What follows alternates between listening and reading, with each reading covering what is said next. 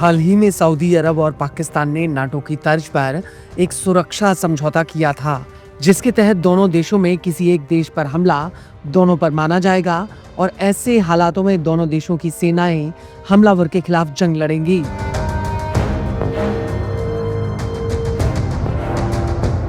हालांकि इस समझौते को लेकर कई तरह के सवाल खड़े हुए थे, लेकिन अब ऐसा लगता है कि यह समझौता मिडिल ईस्ट में इजराइल के लिए एक मकड़ी का जाल बन सकता है, जिसमें इजराइल बुरी तरह से उलझ सकता है। वो इसलिए क्योंकि ईरान इजराइल के खिलाफ इस समझौते में शामिल हो सकता है।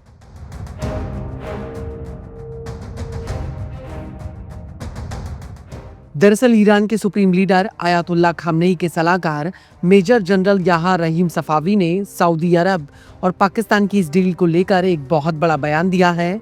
उन्होंने कहा कि ईरान को सऊदी पाकिस्तान की डिफेंस डील में शामिल होने पर विचार करना चाहिए।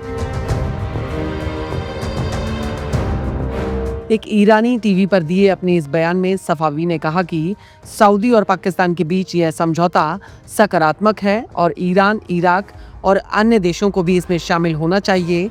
सफावी का कहना है कि ईरान, सऊदी अरब, पाकिस्तान और इराक एक सामूहिक रक्षा समझौता कर सकते हैं।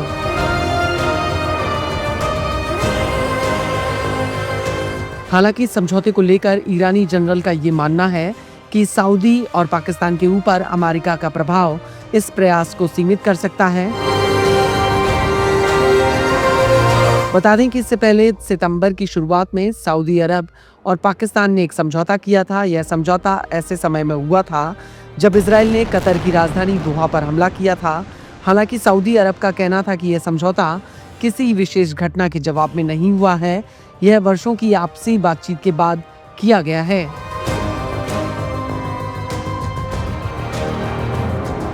वहीं सऊदी अरब के अधिकारियों का इस समझौते को लेकर कहना है कि यह डील एक व्यापक रक्षा समझौता है जिसमें सभी सैन्य साधन शामिल हैं और बड़ी बात यह है कि पाकिस्तान इकलौता मुस्लिम देश है जिसके पास परमाणु ताकत है और पाकिस्तान ने लंबे वक्त तक अपने सैनिक सऊदी अरब में तैनात कर रखे हैं ताकि रियाद को तकनीकी और ऑपरेशनल सपोर्ट दिया जा सके।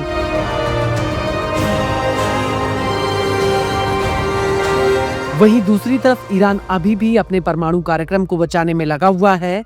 कई खुफिया रिपोर्ट्स में इस बात की पुष्टि हो चुकी है कि ईरान परमाणु हथियार बनाने के बेहद करीब पहुंच चुका है और उसने अपना यूरेनियम संवर्धन करीब 60% तक कर लिया है और ईरान को परमाणु हथियार बनाने के लिए सिर्फ 30% यूरेनियम संवर्धन करना है।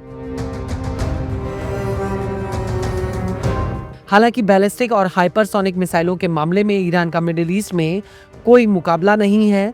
खुद सफावी का कहना है कि इजराइल के साथ जून 2025 में चली जंग के दौरान तेहरान ने 500 से ज्यादा लंबी दूरी वाली मिसाइलें दागी थी और इस जंग को लेकर 60% विदेशी एनालिस्टों का मानना है कि ईरान इस जंग में जीता है क्योंकि इजराइल ने अपना टारगेट हासिल नहीं किया और अब ईरान क्षतिग्रस्त हुए अपने रडार और मिसाइल सिस्टम्स को फिर से बना रहा है, जो निश्चित रूप से ईरान की हमला करने की ताकत को और ज्यादा बढ़ा देंगे।